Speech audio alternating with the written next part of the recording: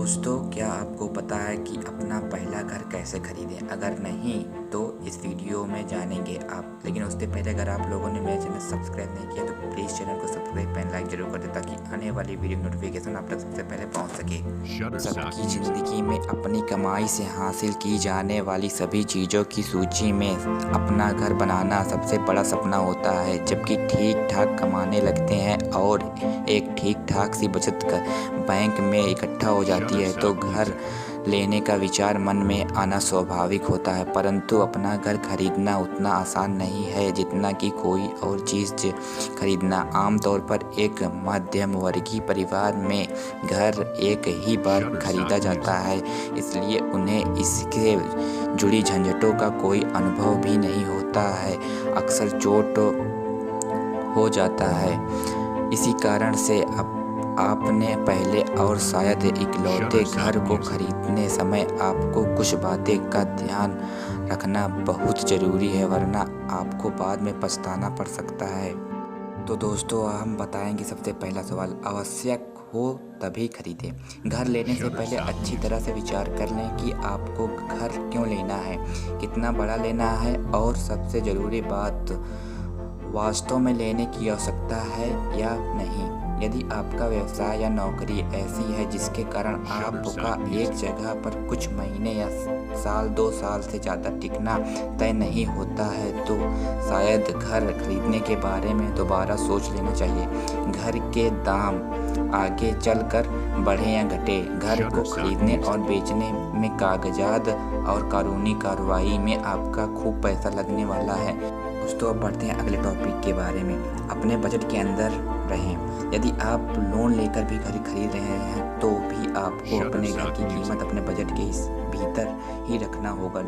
Loan लेने के लिए अधिकतम सीमा बैंक तो तय करता ही है। आपको भी अपने अन्य खर्चों और जिम्मेदारियों को ध्यान में रखकर ही अपने पैर पसारने चाहिए। मोटे तौर पर गणना करने के लिए आप ऐसा मान सकते हैं कि किसी भी हालत में आपको घर का बजट आपकी वर्तमान वार्षिक आय की 3 गुना ना हो, वरना आप बाद में पैसों की तंगी महसूस कर सकते हैं। बात करते हैं अपने बैंक के खाते को ठीक ठाक रखें। यदि आप बैंक से लोन लेकर ही घर बनवाने वाले हैं तो कम से कम 6 महीने पहले ही आपको अपने अकाउंट अप टू डेट और दुरुस्त रखें। अपने पिछले लोन आदि की क्लीन फाइलें भी तैयार रखें ताकि एक नए घर के लिए लोन लेने में बैंक की ओर से कोई अड़चन ना आए। बढ़ते हैं हम अपने अगले टॉपिक के बारे में बताते हैं। घर की लोकेशन की जांच कर लें। शहर के जिस हिस्से में आप अपना सपनों का घर लेने जा रहे हैं उस जगह के आसपास की सुविधाएं आदि जैसे मेडिकल, स्कूल, शॉपिंग, पार्क, सड़कें, पानी, बिजली आदि की पूछताछ कर लें।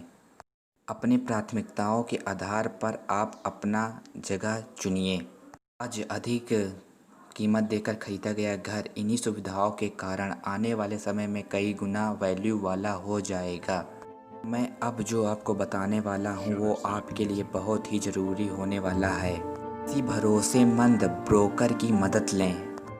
घर ढूंढना, कागज पत्रों की जांच करना, सौदा तय करना, कानूनी लिखा पढ़ी करवाना, दफ्तरों के चक्कर लगाना आदि जैसे काम पहली बार घर खरीदने वालों के किसी भी इंसान को परेशान कर देता है। बेहतर होगा कि आप इन सब कामों में आपकी मदद करने के लिए किसी भरोसेमंद ब्रोकर से संपर्क कर लें।